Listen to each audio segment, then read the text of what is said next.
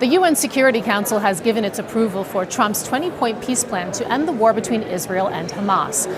What can be realistically achieved in this next phase of negotiations?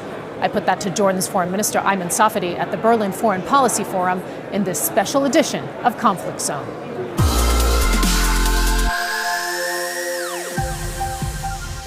Ayman Safadi, welcome to Conflict Zone. Thank you. Good to be here. Last week, the UN Security Council endorsed Trump's 20-point peace plan for Gaza to much acclaim. Is this the plan that you want? It is a plan that achieved our immediate priorities at the time of ending the war on Gaza, ending the starvation of the people of Gaza, and ending the further creation of conditions that would have been conducive to the displacement of Palestinians. It was the only game in town, and I think President Trump said unequivocally that he wants to achieve peace, and we support that effort. Is it the deal to end the conflict? Is it? Is it the deal to end the conflict? Is it good so enough? Far, is it strong look, enough? I mean, so far, again, in terms of the priorities, I think we are there, and I think the point of departure for all of us in the region, in consultation with the Americans and our European partners, that the immediate priority is in the slaughter of Palestinians, in the starvation, allow aid in, and restore hope to the people. That said, the ceasefire is there now. It is being broken by Israel, unfortunately. We have to stabilize that as a priority. We have to look at sufficient security mechanism that would ensure security for both Palestinians and the Israelis. And we'll have to look at a governance structure that would allow us to move forward on a path towards stabilization. And that is going to take a lot of work by all of us, and all of us are engaged. And I think to the extent that this is a common objective of all of us, what remains now is how do we engage together? How do we come up with workable ideas? How do we increase the workability of the plan by making sure that we move on the ground in a way that is conducive to the objectives I've just mentioned, and also that would restore hope to the people. And we will be drilling down into some of those details, in fact. But first, let's bring it into the big picture and establish where all of this is going, because one of the biggest demands from fellow Arab states and yourself is that the path be paved for Palestinian statehood, ultimately. This Trump peace plan, it doesn't strongly commit to a two-state solution. It says, and I'm quoting here, when the Palestinian Authority reform program is faithfully carried out, the conditions may finally be in place for a credible pathway to Palestinian self-determination and statehood. Are you satisfied with that? Look, ultimately, I think the majority of the world, as we've seen expressed by the further recognition of Palestine by a lot of countries, including European countries, agree that the two-state solution is the only path to the just and lasting peace, to which we in Jordan and along with other Arab partners have been working non-stop over the years. So this is the only path to peace. However, we know realistically that this is, particularly now, is not the time to implement the two-state solution. But what we say to all our partners that if this is not the time to implement the two-state solution, then definitely this is the time to protect the viability of the two-state solution by stopping all unilateral measures that undermine its viability. Is there enough incentive, though, in this deal for Israel and the Palestinians to hammer out a deal eventually for a two-state solution and a lasting peace? If we want to have peace, that's the only path forward. And to those who, particularly in Israel, who are working systematically to undermine the two-state solution, the answer is, what is the alternative? If it is not the two-state solution, which the majority of the world agree is the only path to a viable, just and lasting peace, then what is the alternative? Is it going to be a one-state reality? If that one-state reality is not going to lead to peace, if it's a reality of apartheid, is Israel going to give Palestinians their full human and political rights under that one-state reality? So again, as I said, while we recognize the challenges, the enormous challenges facing the implementation of the two-state solution, but we also recognize the fact, and I think the world is in consensus, most of it with us on that, is that there is no alternative to the two-state solution. So whatever it takes, we must remain united and work to protect the two-state solution and to eventually achieve it. Tell us a little bit more about Jordan's role going forward, because I mean, you have already committed to supporting security in Gaza in the form of training and deploying a Palestinian police force. Where else do you see your role in shaping the future of the Gaza Strip and Palestinian statehood? How big a role will you have in this next step? Look, we've been at the forefront of efforts to solve the conflict, again, on basis that will guarantee a just and lasting peace. Remember, Jordan signed a peace treaty with Israel over 30 years ago. Despite all those challenges, we remain committed to that treaty because we know that peace is the only path to guarantee the security of all in the region, to allow us to move forward towards a better future where it's going to be marked by cooperation rather than conflict. So in as far as Gaza is concerned, we've been working along with our partners to make sure that the war ends. We brought in a lot of aid into Gaza. We were a humanitarian hub before Israel closed the border to But the are crossing you and point. other Arab states confident that you are going to be among the architects of what the future is? Do you have that level of confidence? Look, I mean, we're in the middle of it, and ultimately it is our region, and we have to play a role in ensuring the security and stability of our region, and therefore we've continued to work extremely hard for that, along with partners. I mean, ultimately, we're going to need our partners in the US, we're going to need our partners in Europe, because all of us have an interest in overcoming that conflict and making sure that we are on a path towards peace. Let's talk a little bit about security. You have acknowledged that you need to look at security before governance. So we have this Hamas delegation who was in Cairo over the weekend to meet with Gaza war mediators as both Israel and Hamas continue to trade accusations of ceasefire violations. How concerned are you that the ceasefire could collapse? That this first initial step, that you might not even get past it? I mean, the ceasefire is being challenged. I mean, so far there are over 500 violations by Israel of the ceasefire registered. We've had about hundreds of Palestinians killed since the ceasefire came into effect. But again, there's no alternative. We just have to keep working with all to make sure that this ceasefire is respected. After that, again, we have to look at how do we ensure security, how do we ensure governance. But we have to be realistic here. It's got to be step by step. I mean, if we just put everything on the table now and ask for everything, it's not going to happen. So we have to consolidate and move forward. So let's go to one of those steps. The peace plan says, and I'm just going to quote here, Hamas and other factions agree to not have any role in the governance of Gaza directly, indirectly, or in any form. All military, terror, and offensive infrastructure, including tunnels and weapons, production facilities, will be destroyed and not rebuilt. Do you see any conditions under which Hamas will agree to that? Look, I mean, we have a plan on the table. We all know that the priority now is to rebuild Gaza. The priority now is to restore normalcy to the lives of 2 million Gazans who've suffered untold misery over the past 2 years and even before that. And I think Hamas has agreed it will not have a political role in Gaza. It has agreed to, within the context of stabilization and peace, to give up to make sure that there's the Palestinian Authority, the legitimate authority, will have exclusive control over weapons. So it's going to be work in progress.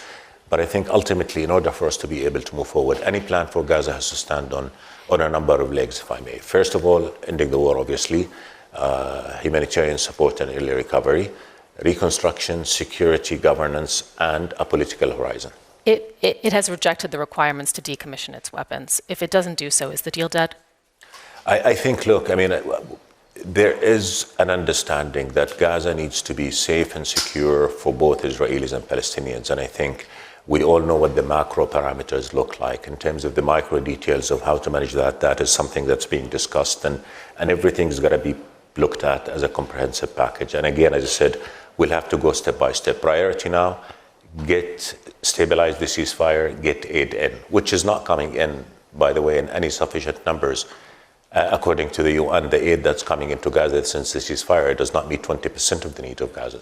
So again, we're dealing with a tremendous challenge. We're dealing with a territory that's been demolished. Over 80% of Gaza's households have been destroyed, or 90% of health infrastructure has been destroyed. So we've got to, again, agree what our priorities are, and then restore whatever degree of normalcy to life, and then talk about politics going further. Another question with regard to security. Let's talk about Israeli withdrawal, the parameters of which are also outlined in the peace plan.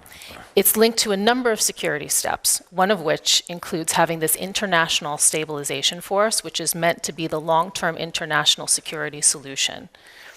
The peace plan says that it will consult you and Egypt in the development of this force. How close do you think it's ready to becoming a reality?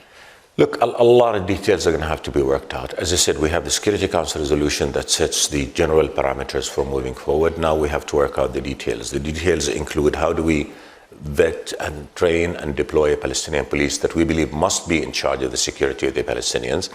And then you have a stabilization force whose main job we believe must be deconfliction between Israelis and Palestinians, allowing for Israeli withdrawal from Gaza, because Israel has to withdraw from Gaza. Otherwise, then we're going to have to continue conflict. So I think the challenge is how do we identify the scope of the stabilization force to making sure it's peacekeepers, not peace enforcers, because from what we're seeing that a lot of countries will be reluctant to come in as peace enforcers. So how do we work out the scope? How do we work out the scope of the Palestinian police that must be in charge of the security of Gaza, so that the stabilization force will really be a stabilization force in the sense of deconflicting between Israelis and Palestinians, and allowing for the creation of a clear timeline for the withdrawal of Israeli occupation forces from Gaza. Indeed, one of the biggest questions is who indeed will be willing to go in to Gaza, because Hamas, for its part, it says it will consider the force a party to the conflict in favor of the occupation. Many are hesitant to deploy ground troops, as we mentioned, and we know that Jordan, you say that you won't send your own forces, that you're too close to the conflict. Do you see any circumstances where that might change?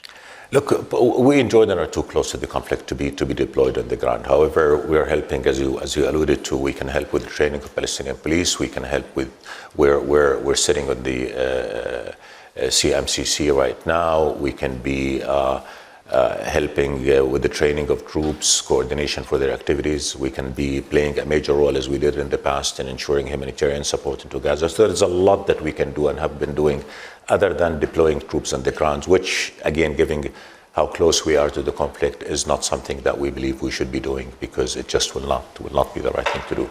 So we talked about security there. The challenges seem quite clear. Let's speak a little bit about governance and the Board of Peace, which is to be established for governance, oversight, and supervision. Chaired by President Trump, with other members to be announced, including former UK Prime Minister Tony Blair. Do you have guarantees that international actors, people from outside your region, will not monopolize decisions affecting Gaza's future? Do you need those guarantees right now? Look, first of all, let's take a step back.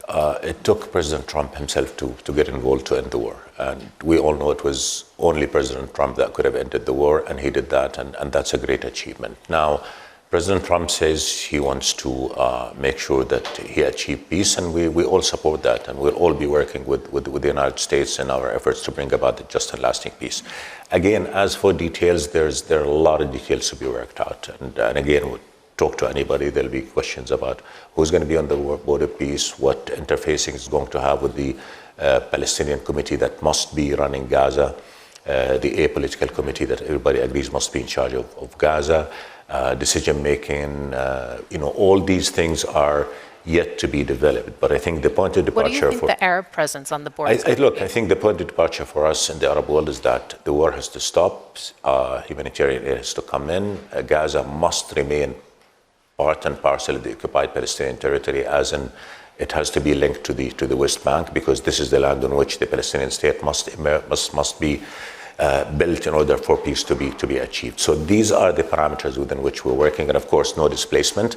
And now a lot of discussions are taking place to make sure that we ensure the workability of the plan. I think, again, the point of departure is how do we make the plan more workable towards the end game of not only stabilizing, but putting us on a path toward just and lasting peace. We mentioned that the peace plan calls for Gaza to be governed under a temporary transitional governance of a technocratic, apolitical Palestinian committee responsible for delivering, and this is a quote here from the peace plan, the day-to-day running of public services and municipalities for the people of Gaza until the Palestinian Authority has completed its reform program and can ultimately take over that governance.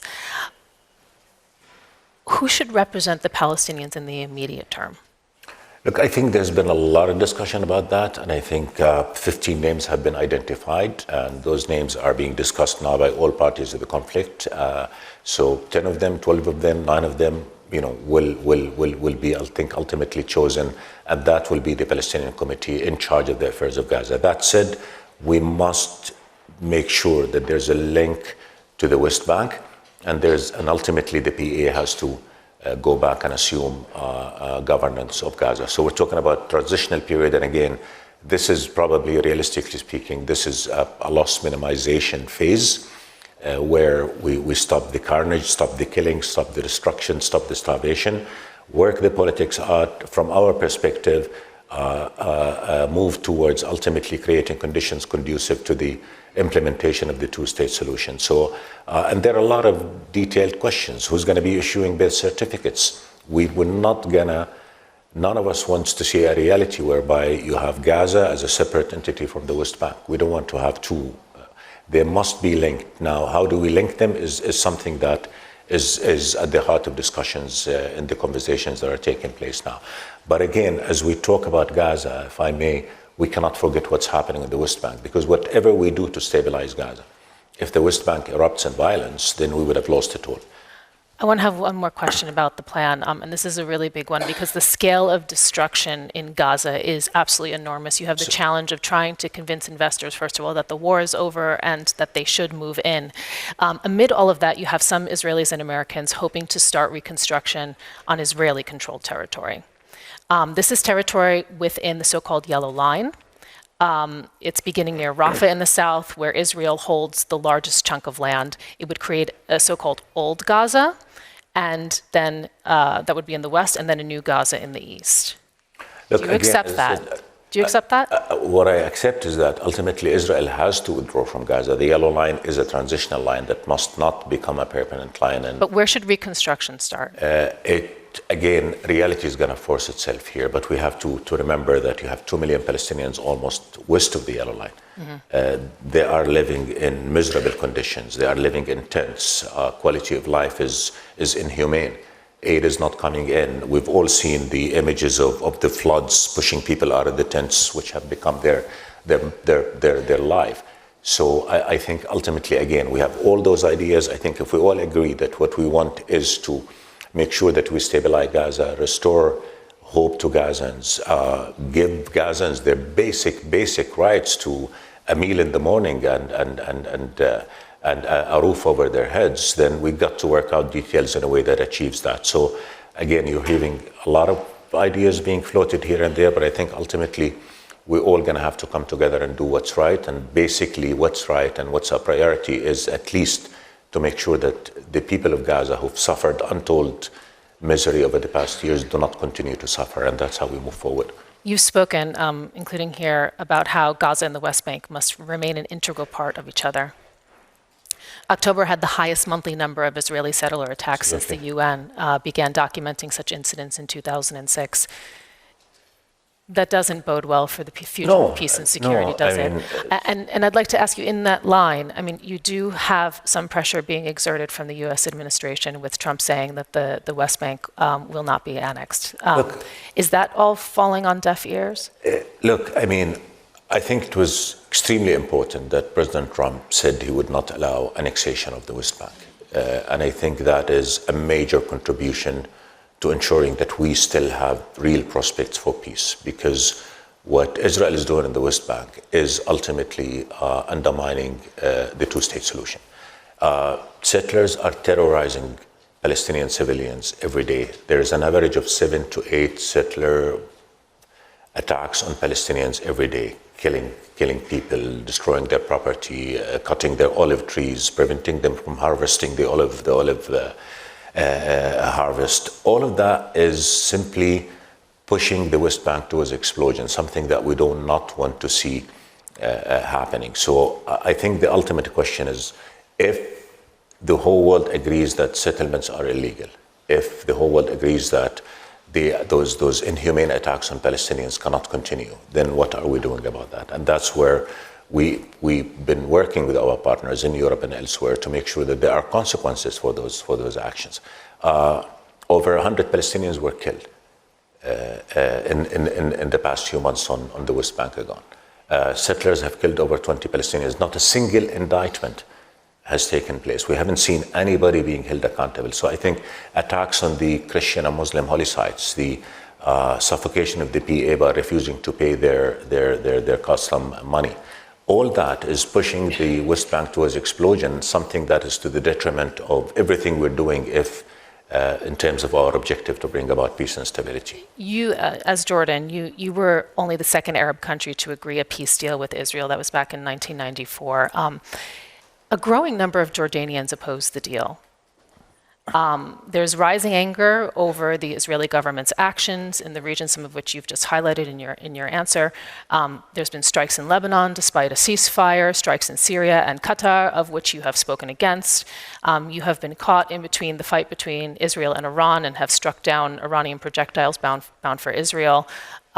With everything that is going on, how difficult has it been for your government to maintain that treaty with Israel? Look, I mean, unfortunately, we're at the receiving end of every crisis in the region. That's been our history, but we've been resilient against all those challenges. We've maintained our peace, stability in our country. We've maintained our economic reform plans, but the pressure has been enormous. The pressure has been mounting. I mean, what happened over the past 2 years in Gaza shocked the whole world, not just Jordanians. Look at what's happening here in Germany in terms of public opinion when they see children dying because they don't have food and infants starving to death because they don't have baby formula. So the past 2 years have taken a toll on all of us that undermined international law. International humanitarian law became a mockery. War crimes are being committed with very little action to address that. So it did have an impact on all of us. But that said, in Jordan, I think we have full clarity on what we want our region to be. We want our region to be one of peace, one of stability, one where everybody lives in peace and security together. And that's why, despite all those challenges, we remain committed to a just and lasting peace. But the question, and perhaps you can give us a window here, is how concerned your government has been about the impact of the Israel-Hamas war on security in Jordan, because Amnesty International, for example, has accused you of restricting protests in support of Gaza, including the flying of the Palestinian flag. You recently banned the Muslim Brotherhood. I mean, that was a very big departure from your previous policy. You also had the Islamic Action Front Party emerging as Jordan's largest opposition force in last year's election. And that was in part because of its criticism of the war in Gaza. How much pressure are you under? No, look, the banning the Muslim Brotherhood was not because of criticism of the war in Gaza. We in the government have been at the forefront of, criticizing and opposing and condemning the war in Gaza. That is a domestic issue. It has to do with law and order. Everybody who wants to be in Jordan must abide by the law like everybody should be in any other country. So the issue with the Muslim Brotherhood is related to them breaking the law, and we cannot allow the law to be broken. Our responsibility is to make sure that the law is respected and everybody abides by it. That said, protests have been all over the world, not just in Jordan. I mean, the whole, in Germany, in the UK, in the US itself, people have been protesting the atrocities that they saw happening in Gaza, and Jordan is no part of that. And we, of course, allow a peaceful protest, peaceful expression of opinion on that. What we did not allow was violating the law. So that's a different case here. But I think ultimately the war has put pressure on all of us. People are angry. We are angry in the government. His Majesty himself has expressed tremendous anger.